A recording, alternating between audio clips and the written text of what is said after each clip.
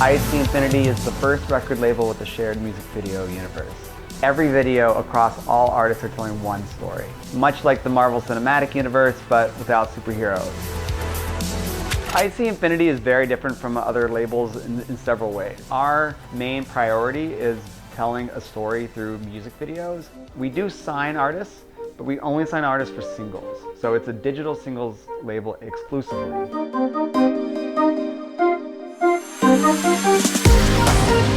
I'd say the tone of these videos are a mix of sci-fi, horror, with a little bit of comedy. Films from the 70s, 80s, and 90s. Stuff like John Carpenter, John Hughes, mixed with intense cinematic influences. We are trying to recreate the tone and effects, and yet it's set in a modern world for kind of a timeless feel. The story is open enough that we can service the artist's imagination, yet each video is a collaboration, which is a big part of the fun.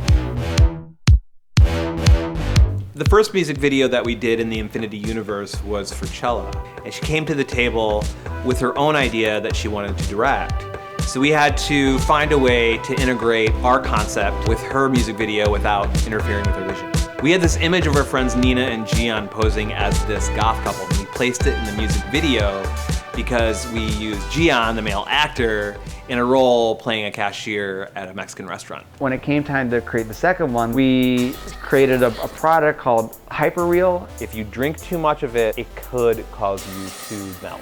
And in fact, we also cast an actress named Alex Esso.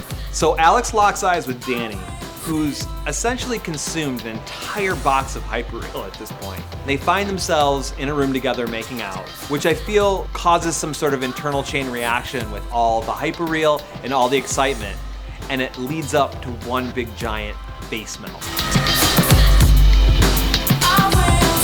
Both of those kind of started us down a road that actually developed into the core pillars of what the Infinity narrative is. When it came time to create a music video for Gavin, we came up with this Mariah Carey meets 90s rom-com type of music video, and we thought it would be really fun to tie it in by having Alex from the last video star as Gavin's best friend. Let's see another side of her. This video starts with a very cheeky reference. Gavin and her two best friends in a car talking about past makeout stories, and it builds to Alex making a reference where I was making out with this guy one time. And his face melted off. Then cut to the car behind and the boys are all drinking Hyperreal. It's a kind of funny, subtle nod back to this experience we just had, and we wanted to set another tone in the universe so it's just not all sci-fi and horror stuff. The story revolves around Alex Stone. She's our main character.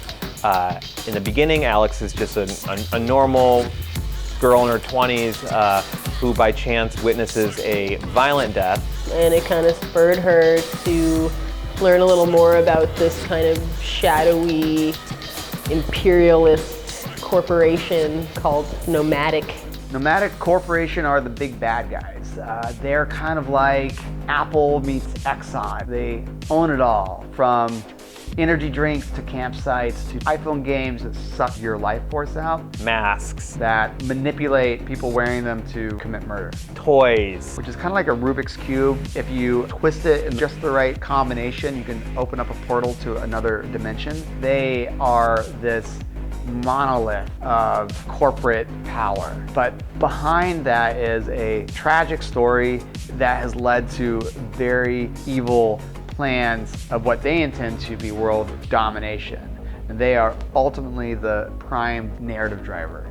My life is affected by this corporation. It's kind of my call to action. I'm almost like an unwilling hero of the story. Like an anti-hero, like I have no choice but to take on this corporation because they become aware of me.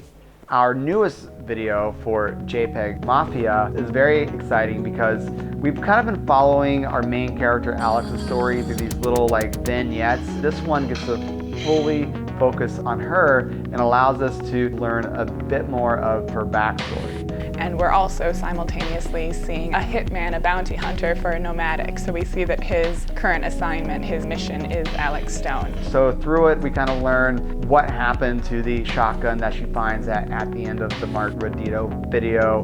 We allude to what happened in terms of her friends from the Gavin Turk video and what was the moment that changed her into this character she is now. We get to pay off and show what level of influence and power Nomadic has in this world, because not only are they creating all these products, but they're actively trying to exterminate any threat.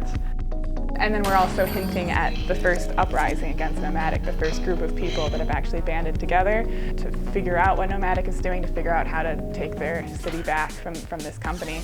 After this, we feel like we're going to be able to have a ton of fun in terms of where we can take the story, because the characters are established, the big bad guy that is Nomadic is established, and the relationships are unfolding.